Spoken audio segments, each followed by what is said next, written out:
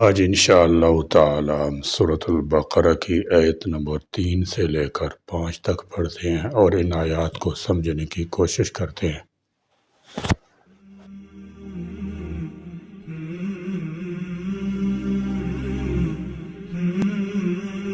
اعوذ باللہ من الشیطان الرجیم، بسم اللہ الرحمن الرحیم۔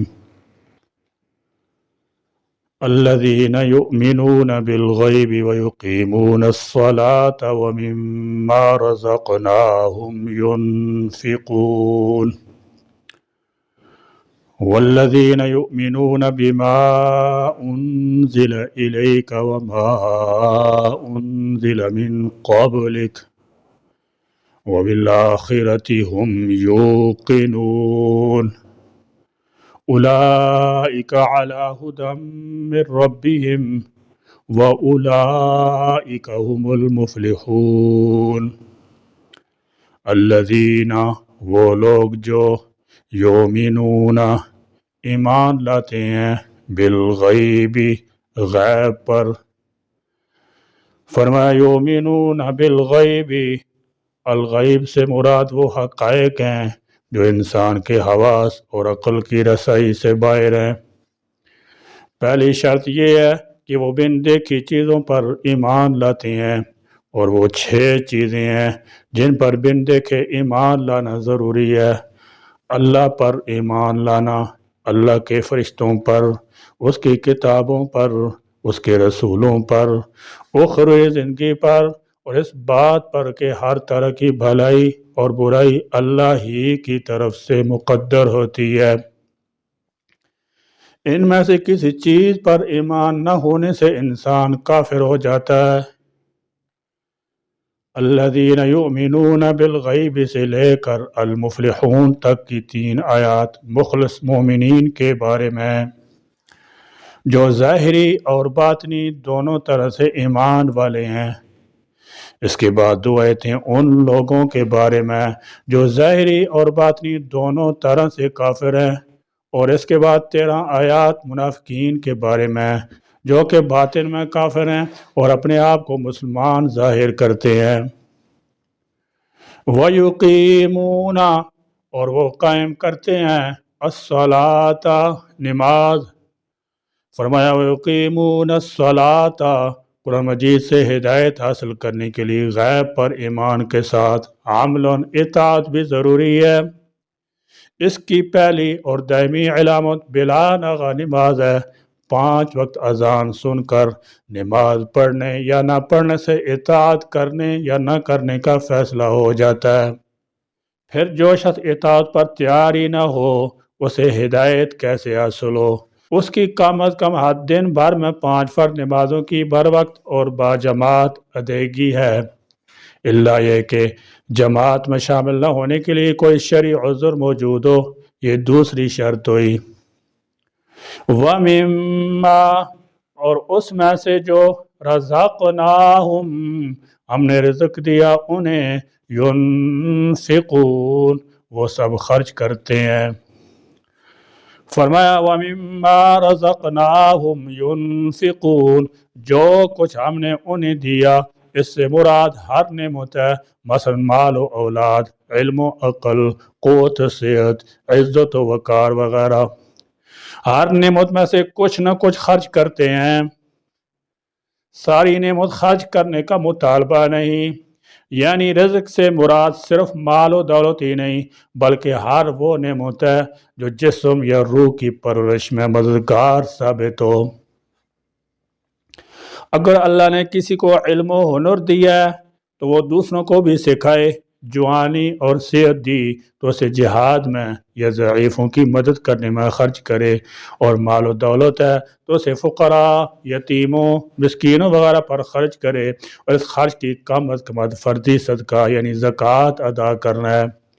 اور بلند تر درجہ یہ ہے کہ جو کچھ ضرورت سے زائد ہو اللہ کی راہ میں خرچ کر دے، یہ تیسری شرط ہے۔ فرمایا وَمِمَّا رَزَقْنَاهُمْ يُنْفِقُونَ، یعنی متقین وہ لوگ ہیں جو ہماری دی ہوئی روزی سے خرچ کرتے ہیں۔ خرچ کرنے سے مراد اللہ تعالیٰ کے راستے میں خرچ کرنا ہے، اور خرچ کی مختلف مدات میں سے پہلے نمبر پر زکوٰۃ ہے، دوسرا صدقہ فطر، تیسرا قربانی، چوتھا عام خیرات۔ اس کے بعد سائلین، محتاجوں، مہمانوں، کمزوروں، یتیموں، بیوگان کی حاجت روائی ہے۔ اس کے بعد وقف کی مد آتی ہے، اور کسی کو اللہ تعالی نے مال دیا ہے تو وہ اس کے نام پر وقف کر جائے تاکہ اس کو آخرت میں فائدہ ہو۔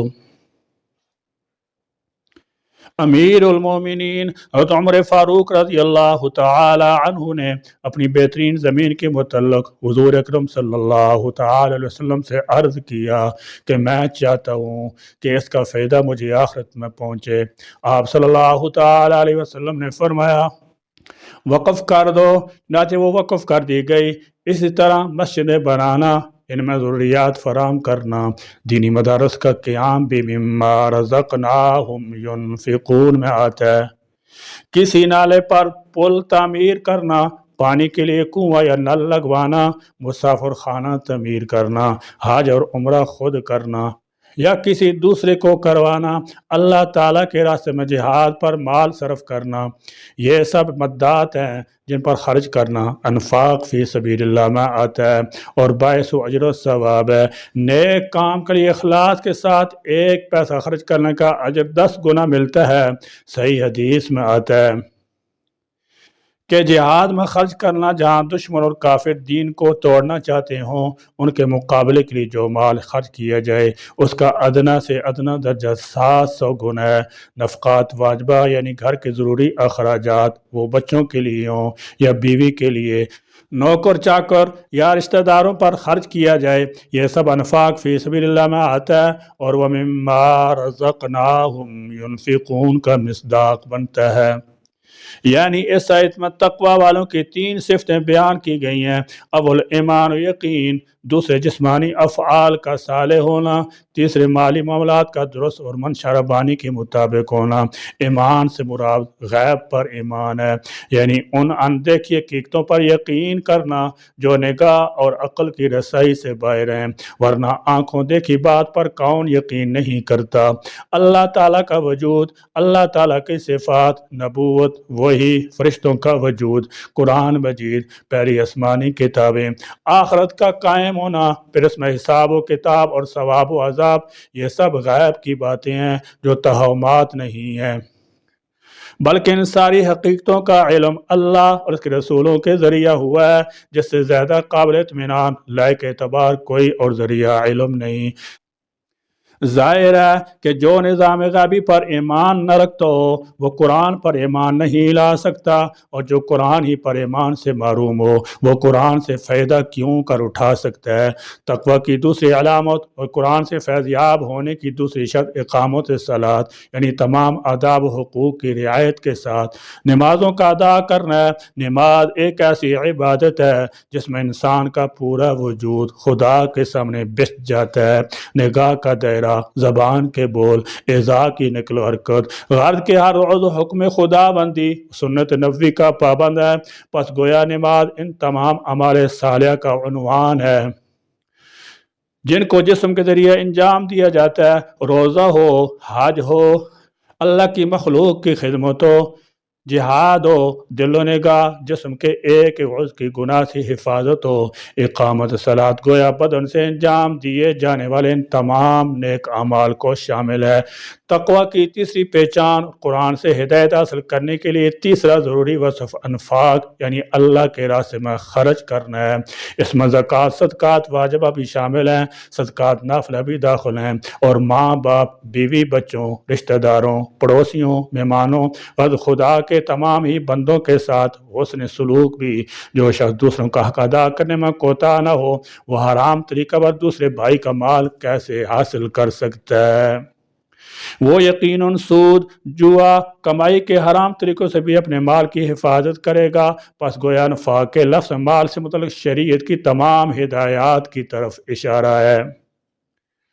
والذین اور وہ لوگ جو یؤمنون وہ ایمان لاتے ہیں بما اس پر جو انزل نازل کیا گیا الیک آپ کی طرف وما اور جو انزل نازل کیا گیا من قبل کا آپ سے پہلے، یعنی وہ وہی الہی پر ایمان رکھتے ہیں خواہ کسی پیغمبر پر اتری ہو۔ جو لوگ کسی پیغمبر پر وہی کا اترنا ہی نہیں مانتے ان کے لیے قرآن میں کوئی رہنمائی نہیں۔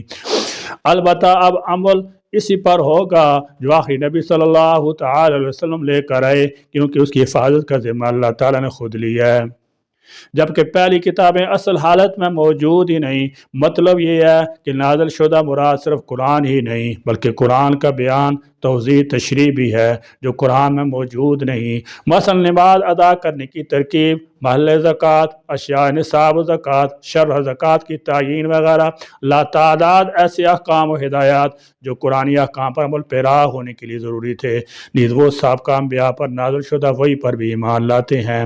ان دونوں میں فرق صرف یہ ہے کہ آپ پر نازل شدہ وحی پر بالتفصیل ایمان لانا ضروری ہے اور سابقہ انبیاء کی وحی پر اجمالاً، کیونکہ قرآنی تصریحات کی روح سے ان کی کتابوں میں تحریف و تبدل ہو چکا ہے۔ یہ چوتھی شرط ہے، وبالآخرۃ اور آخرت پر ہم وہ سب یوقنون یقین رکھتے ہیں۔ فرمایا وبالآخرۃ ہم یوقنون، آخرت کا لفظ اول کے مقابلے میں آخر کے ساتھ تا لگانے سے بنا ہے۔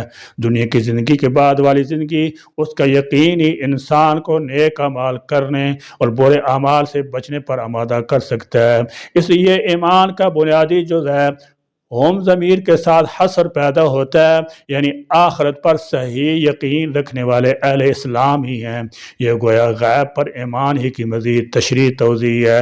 قرآن مجید پر تو تفصیلی ایمان مطلوب ہے، یعنی قرآن نے گزشتہ یا آئندہ کی جن باتوں کی خبر دی ہے ان کا یقین کرنا، جن چیزوں کو حلال قرار دیا ہے ان کو حلال اور جن کو حرام قرار دیا ہے ان کو حرام سمجھنا بھی مومن ہونے کے لیے ضروری ہے۔ قرآن مجید کے کسی مستحب حکم کا انکار بھی باعث کفر ہے، لیکن پہلی آسمانی کتابوں پر اجمالی ایمان کافی ہے، یعنی اللہ تعالیٰ نے ان انبیاء پر یہ کتابیں نازل فرمائی تھیں اس کا یقین کرے۔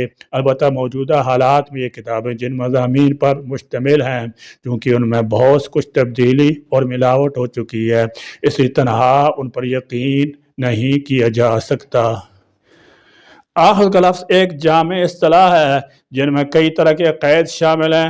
مثلا نمبر 1، مرنے پر انسان کی زندگی کا کلیتاً خاتمہ نہیں ہو جاتا بلکہ مرنے کے بعد اسے دوبارہ زندہ کر کے اٹھایا جائے گا، پھر اس سے اس کے اعمال کا محاسبہ کیا جائے گا، لہذا وہ اس دنیا میں ایک غیر ذمہ دارانہ زندگی گزارنے کے لیے پیدا نہیں کیا گیا بلکہ وہ اپنے تمام اعمال کے لیے اللہ کے ہاں جواب دہ ہے۔ نمبر 2، موجودہ نظام کائنات ابدی نہیں بلکہ ایک وقت آنے والا ہے جب یہ سب کچھ فنا ہو جائے گا، پھر اللہ تعالیٰ ایک دوسرا عالم پیدا فرمائے گا جس میں تمام فوت شدہ انسانوں کو دوبارہ پیدا کر کے اکٹھا کر دے گا اور فرداً فرداً ہر ایک سے اس کے اعمال کا محاسبہ کیا جائے گا۔ نمبر 3، اس فیصلہ کے مطابق جو لوگ کامیاب قرار دیے جائیں گے وہ جنت میں داخل ہوں گے اور نافرمان، کافر، مشرک وغیرہ دوزخ میں ڈالے جائیں گے۔ یوم آخر کی تفصیلات بے شمار ہیں جنہیں یہاں بیان کرنا ممکن نہیں۔ مختصراً یہ کہ ایمان بالآخرت، ایمان بالغیب کا اتنا اہم جز ہے جو انسان کو زندگی کا دھارا بدلنے اور صراط مستقیم کی طرف آنے اور تقوی اختیار کرنے پر مجبور کر دیتا ہے، اس لیے اس کا ایمان بالغیب کے بعد علیحدہ طور پر ذکر کر دیا گیا۔ یہ ایمان بالآخرت ہدایت قبول کرنے کے لیے 5ویں شرط ہوئی۔ اولئک وہ لوگ علی ھدی ہدایت پر ہیں، من ربہم اپنے رب کی طرف سے، واولئک اور وہ لوگ هم المفلحون وہی سب کامیاب ہونے والے ہیں۔ فرمایا جو لوگ مذکورہ صفات کے حاملین ہوں گے، اولئک علی ھدی من ربہم وہی لوگ اپنے رب کی طرف سے ہدایت پر ہیں، واولئک هم المفلحون اور وہی لوگ فلاح پانے والے ہیں۔ فلاح کے معنی مراد کو پہنچنے والے ہیں، تو مطلب یہ ہوا کہ قرآن کریم کے جس پروگرام کو لوگ نماز میں اہدنا الصراط المستقیم کہہ کر مانگتے ہیں، وہ سارا پروگرام یہاں تک بتا دیا گیا ہے۔ جو لوگ اس پروگرام کو تسلیم کر کے اس پر عمل کریں گے فلاح پائیں گے، کامیابی حاصل کریں گے، اور جو قوم اس سے روگردانی کرے گی وہ فلاح حاصل نہیں کر سکے گی، وہ کامیاب نہیں ہوں گے۔ اگرچہ وہ دنیوی لحاظ سے جس قدر بھی آسودہ حال ہو جائے، پروگرام کو واضح کر دیا گیا، یعنی ایمان، تقوی، انفاق فی سبیل اللہ، پھر اس کے بعد سابقہ کتابوں اور آخرت پر ایمان، پھر ان اصولوں پر استقامت ہی فلاح کا دار و مدار ہے۔ اس کی وجہ سے دائمی عذاب سے نجات حاصل ہوگی اور آخرت میں اعلیٰ درجات نصیب ہوں گے۔ اللہ تبارک و تعالی ہمیں بھی ذکر کردہ صفات کے حاملین لوگوں میں شامل فرمائے۔ اللہ تعالی ہمیں قرآن کی روشنی میں اپنی زندگیوں کو سنوارنے اور اس کی ہدایات پر عمل کرنے کی توفیق عطا فرمائے۔ آمین۔ وآخر دعوانا الحمد للہ رب العالمین۔